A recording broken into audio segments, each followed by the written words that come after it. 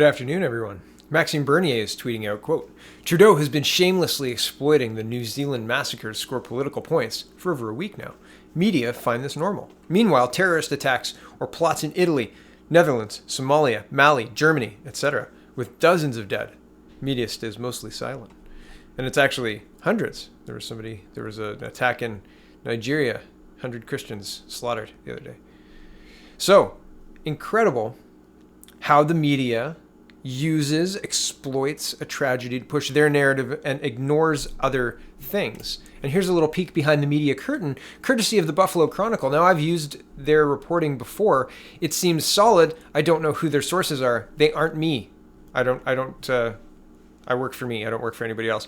But I've used these guys before, and I said at first I wasn't sure if they were real or not. And then I said, oh yeah, they're real. They're certainly reporting real news. But who knows who they work for or whatever. But it seems, well, in this exchange that they are defending a free press much more than our purchased press are. So here's the Buffalo Chronicle, and they get into a little fight with a freelance reporter who, I'll show you his history, I'll show you what he's done.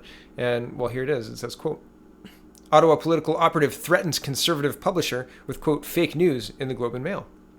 Justin Ling, an Ottawa-based political reporter whose work appears on some of Canada's largest national platforms, threatened the publisher of the Chronicle in a revealing email exchange Sunday evening. He threatened to use his access to the Globe and Mail to intentionally report, quote, fake news. We are unable to discern whether this communication was an attempt at political intimidation or extortion.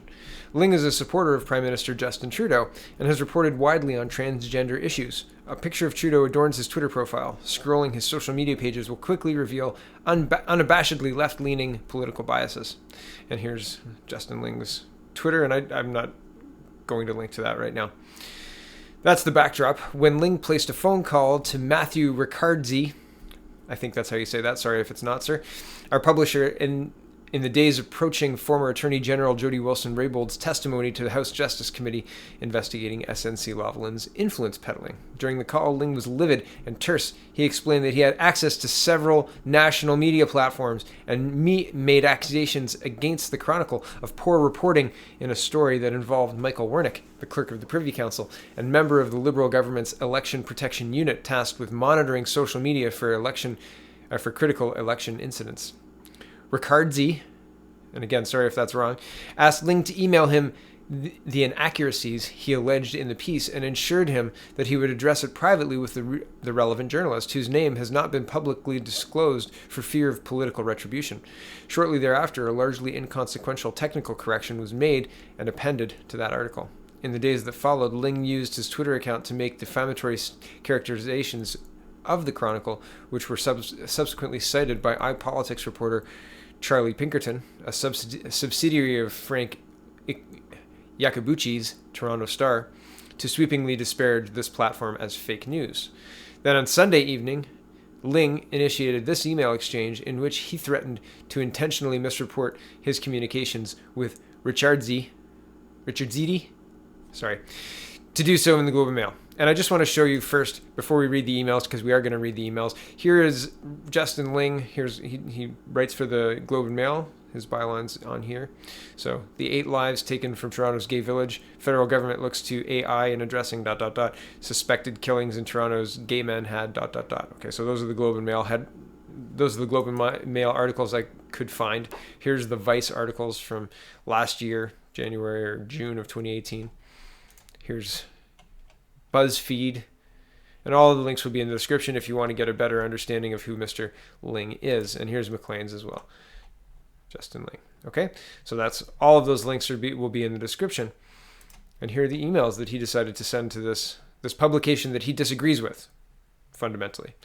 So Justin Ling says, Hi Matthew, I'm putting together a story on some of the Buffalo Chronicle coverage. Just a couple of questions for you. 1, I'd like the names of the reporters who are producing your Canadian coverage. 2, per your most recent story, I'd like you provide some evidence for the following assertions. ... At Prime Minister Justin Trudeau's behest, Karina Gould, The Minister of Democratic Institutions reached out to social media giant Google to pressure the firm to curtail political criticism of the Trudeau government on its platform, ...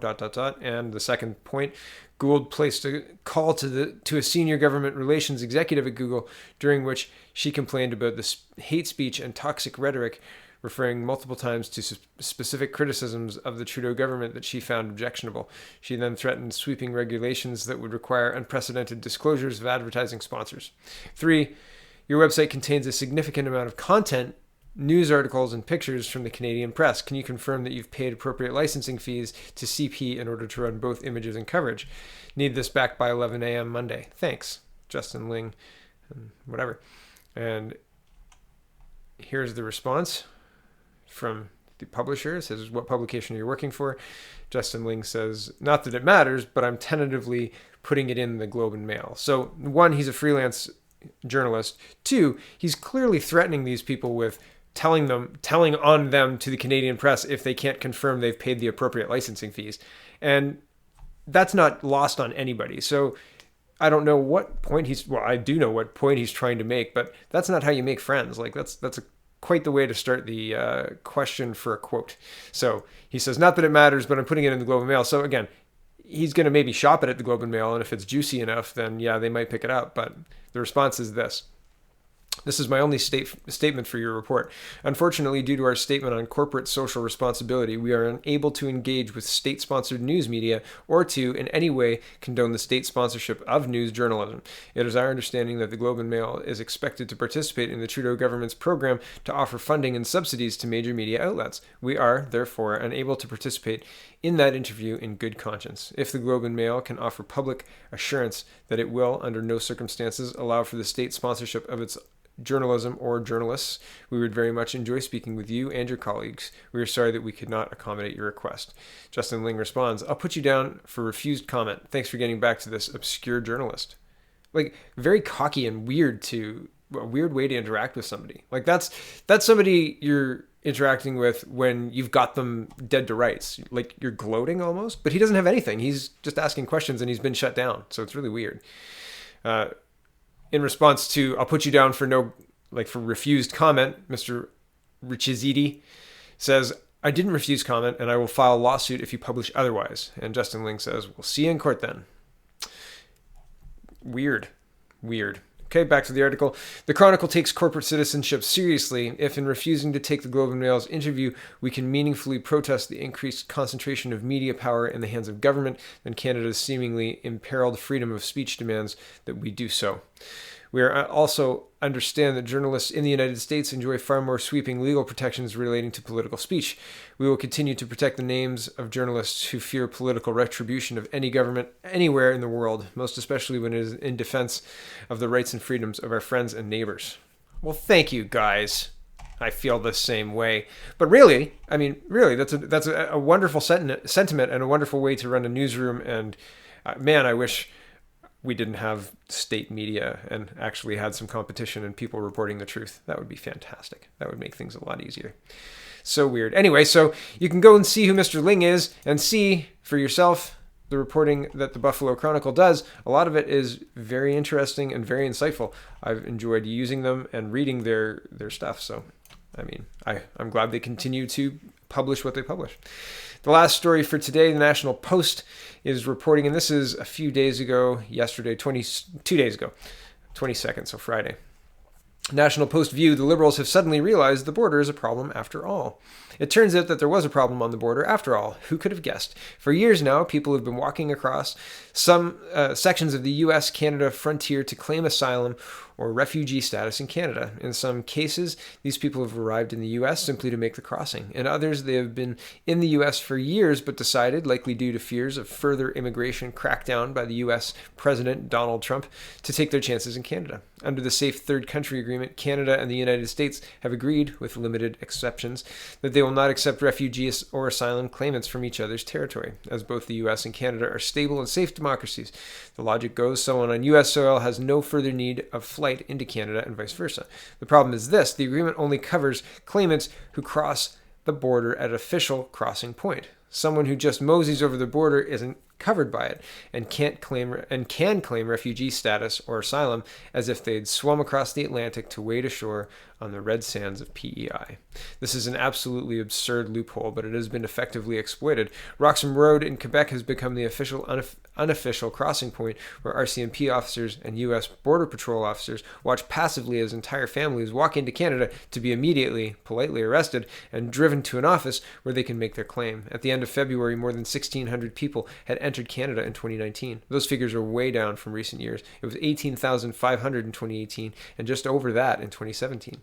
Compared to what our European allies have seen in recent years, the number of arrivals is relatively small, but by historical Canadian standards, they are gargantuan, and they have completely overwhelmed the system we had in place to cope. The army had to build tent cities to hold the newcomers as they arrived. Montreal's Olympic Stadium also did dual duty as a refugee camp.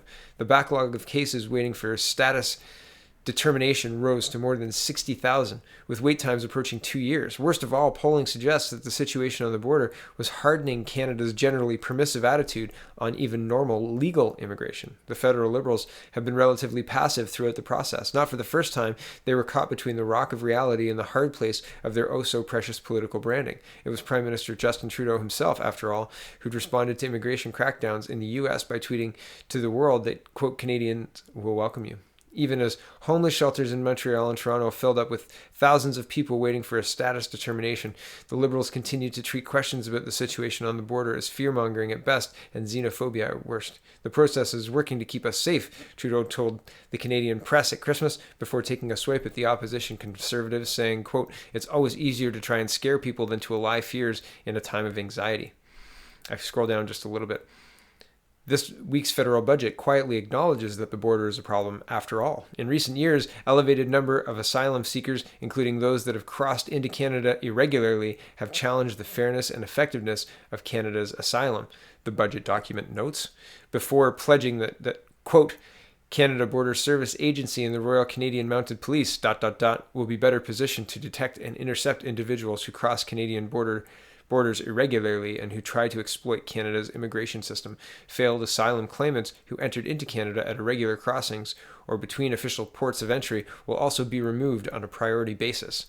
To this end, hundreds of millions of additional dollars will be pledged over each of the next 5 years, and Bill Blair, whose cabinet portfolio includes oversight of the border, says that Canadian officials are negotiating with Washington to close the border loophole. Now, I want to point out here, I used the words irregular border crossers here only because I was reading the direct quotes from the budget. I usually change it to illegal, but the budget does not say illegal. The budget uses the UN talking word, the UN talking point irregular border crosser to describe somebody who comes across the border the way these people do, illegally, right? So it doesn't matter what they call them. I mean, it absolutely does matter because the hijacking of language is something I talk about and it drives me crazy. But the function is the same. They are breaking the law by doing what they're doing. Okay. I just wanted to point that out.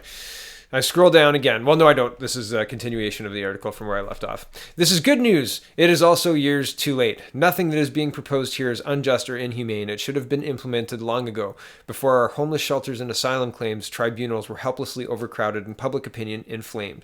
Canadians will support these measures and, if effective, will continue to support the traditional legal forms of immigration that have allowed this country to thrive. And he notes that if it doesn't work, then they won't. Like he says, if it works, right? And note, if it works.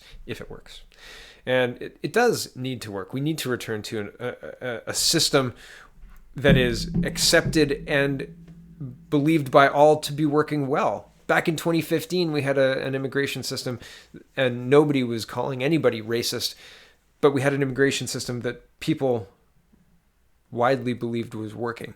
I think that immigration system needs some tweaks to get just right. But I think there's potential there. And to ratchet up when we need to and to ratchet down when we need to. And that's important because we need to, as Mr. Bernier says, maintain the social fabric of our country. Right? We don't want to have happen what's happening in the United Kingdom, in London, or in Paris. Paris is in 20 weeks of absolutely horrific protests every Saturday. The yellow vests is not something you want to get into. You don't plan to spend your Saturday protesting the government. You don't want that. That is a failure of democracy. That's the government being deaf to its citizens. I don't want that to come here. I hope we can avoid that by the coming election. I hope we can. My fingers are crossed. Check the peoplespartyofcanada.ca if you've got some time. Head on over to canadapoly.com as well. We'd love to have you join the conversation. And thanks for watching. Have a wonderful rest of your weekend.